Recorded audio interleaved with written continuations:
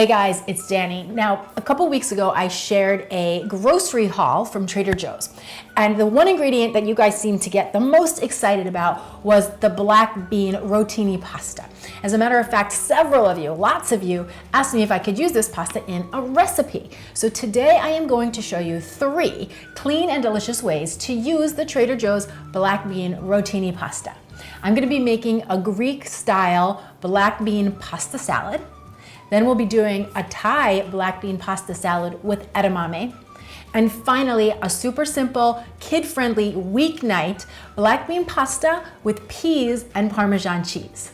So for those of you who are not familiar with this pasta, it is a black bean pasta made from black bean flour, unlike traditional pastas, which are made from semolina flour. Now, if you don't have a Trader Joe's by you, I know that there are other brands out there that make the black bean pasta. So if you look around, you might be able to find one. Now, the big difference here is that the black bean pasta has a lot more fiber and a lot more protein than the wheat pasta. You're gonna get 14 grams of protein and 15 grams of fiber in a 2-ounce serving of the black bean pasta. Now, I do think it's really important to note here that calorically, wheat pasta and the black bean pasta is exactly the same, meaning a 2-ounce portion of dry pasta before you cook it is gonna be 200 calories for both options, right? The big difference with the black bean pasta is that you're getting the protein and the fiber. From a cooking perspective, the one tip I want to give you for the black bean pasta is that bag says to cook it between 8 and 10 minutes, but I find that if you let it go on the latter side, the 10 minutes, it gets very gummy and almost starts to fall apart. So I have found the sweet spot to be somewhere between 6 and 8 minutes tops. And one last thing to note is this pasta cooks the same exact way traditional pasta cooks. So you're gonna fill a pot with water, bring it up to a boil, add your pasta, give it a stir, and then let it go for about 6 to 8 minutes. Now the bag says to cook it for about 10 minutes, but I find that that's way too far and that when you overcook this pasta, it tends to get a little bit gummy. So you wanna go until it's just al dente. And for all 3 recipes I'm about to show you, I'm gonna be using 6 ounces of dried pasta, which is half the bag. Okay, so we're gonna get started with the first recipe, our Greek black bean pasta salad. Now I'm gonna start off by making my dressing, and as you guys know, I love using these little glass spouted cups when I make my dressing because there's the measurements right up on the side, and plus when you're ready to pour it, it has this little spout. So it's really easy to work with. All I'm gonna do is combine 1/3 of a cup red wine vinegar, 2 tablespoons of fresh lemon juice, 2 cloves of crushed garlic, 1 teaspoon of dried oregano, and should you have fresh, you would use a tablespoon, 1/3 of a cup of extra virgin olive oil, and then some salt and pepper to taste. Whisk that all together and set it aside.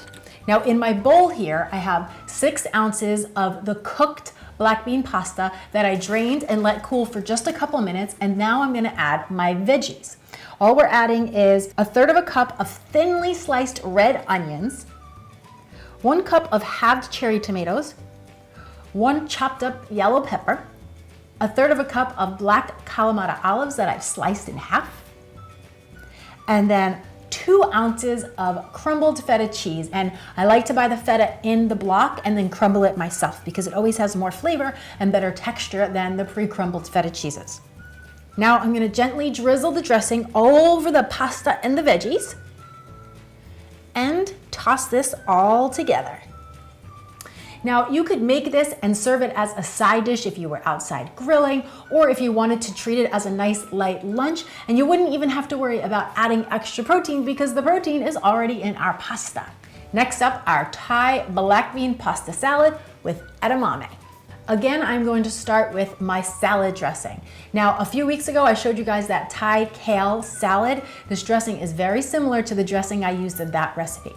All I'm gonna do is combine 1/4 cup of all natural peanut butter. And remember guys, when you're buying your peanut butters, read the labels. There should be nothing there other than peanuts and maybe some salt.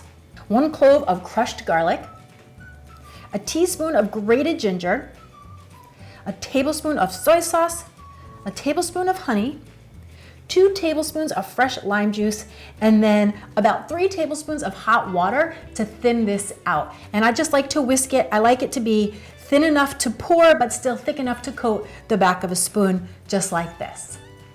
Now in my bowl, I have 6 ounces of drained and cooked black bean edamame pasta that I let cool down a little bit, just like we did for the Greek salad. And to that, I'm adding 1 cup of shelled and cooked edamame. Now these are edamame that I buy in the freezer section, and then you can just throw them into some boiling water for about 5-6 minutes and they are ready to go. They are also very rich in protein, so they're gonna be adding another boost of protein to this protein-packed pasta dish. 1 chopped yellow pepper, a cup of chopped up carrots, nice and crunchy, and then a 1/4 cup of thinly sliced scallions. Again, I'm just gonna drizzle my dressing right over the pasta and the veggies and gently toss this all together. Now this pasta salad is the type that gets better with time because the pasta will absorb all the flavors from the dressing, and so it's definitely a recipe that you can add to your weekend meal prep and then enjoy as a head start ingredient once your busy week gets going, and you will know you've got a clean and delicious meal in the fridge waiting for you.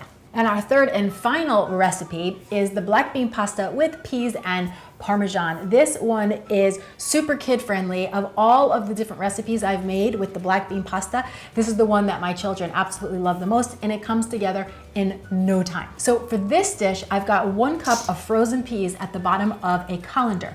And what I'm gonna do is drain my pasta right over those peas. And what that does is the heat and the steam from the pasta steams, defrosts, and warms our peas all the way through, so we don't have to worry about an extra step to cook the peas or dirty an extra dish. Then all of this is going back into my pot.